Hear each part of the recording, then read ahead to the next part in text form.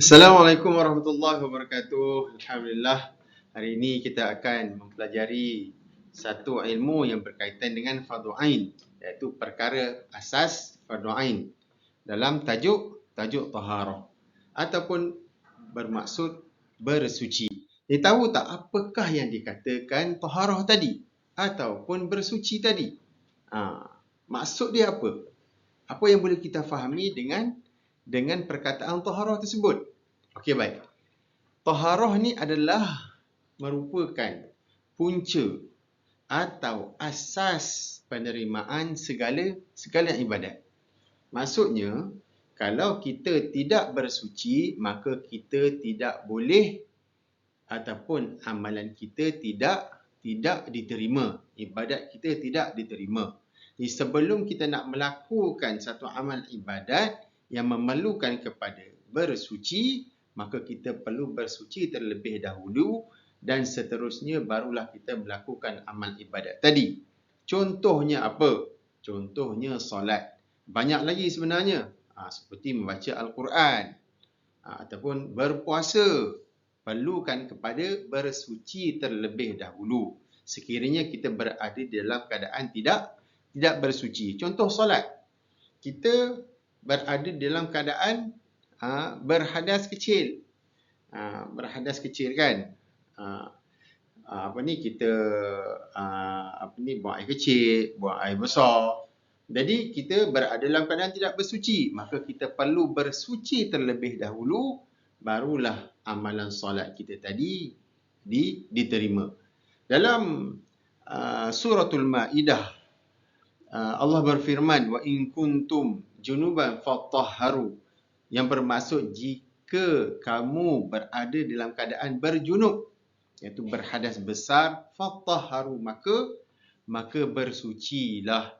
Jadi Imam As-Suyuti sebut, sebelum kita nak melakukan ibadah, kita perlu bersuci dulu.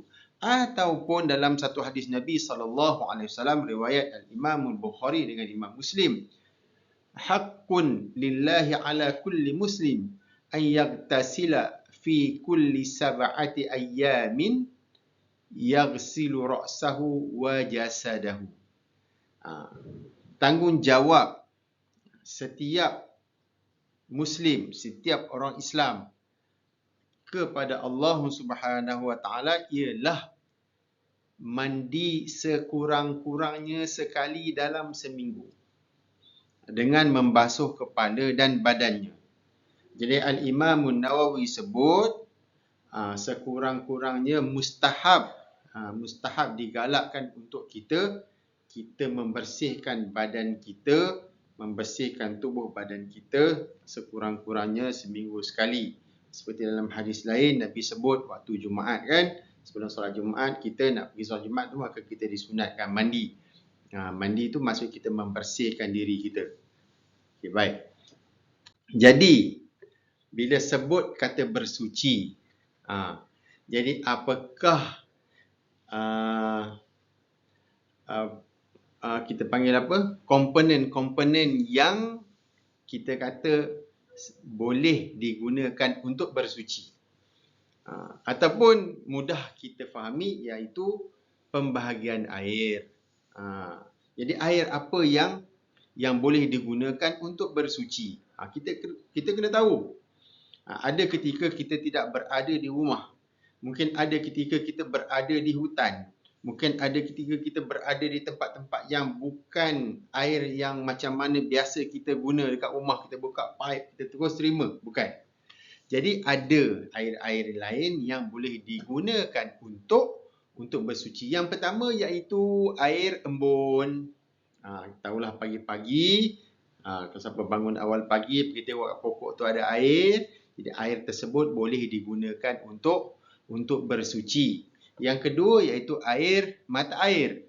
Air yang keluar daripada bumi. Keluar. Kalau orang dulu-dulu, orang tua-tua dulu, dia buat mata air tu dijadikan sebagai kolah, sebagai telaga. Jadi telaga tu makin lama makin banyak dan air tersebut boleh digunakan untuk bersuci.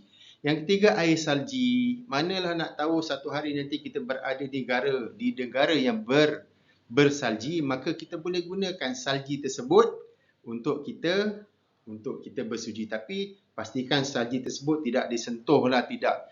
Kalau salji tengah-tengah jalan tak boleh lah. Yang keempat iaitu air telaga. Seperti saya sebut tadi, daripada air mata air dijadikan telaga. Kalau air mata air tadi boleh digunakan terus, air telaga malah boleh digunakan lagi. Yang seterusnya, yang kelima. Yang kelima iaitu air hujan. Kita tadah air hujan, bagi cukup, bagi banyak, boleh cukup untuk kita ambil wuduk ataupun kita buat aktiviti suci yang lain, maka dibolehkan. Yang keenam iaitu air sungai. Air sungai senanglah. Kalau kita pergi tempat-tempat air sungai yang terjun yang banyak, maka kita boleh gunakan untuk bersuci. Yang terakhir iaitu air laut. Air laut kan besar kan? Besar, lautnya besar, airnya banyak. Di situ juga kita boleh gunakan untuk melakukan aktiviti penyucian badan kita. Bersucilah. Okey, baik.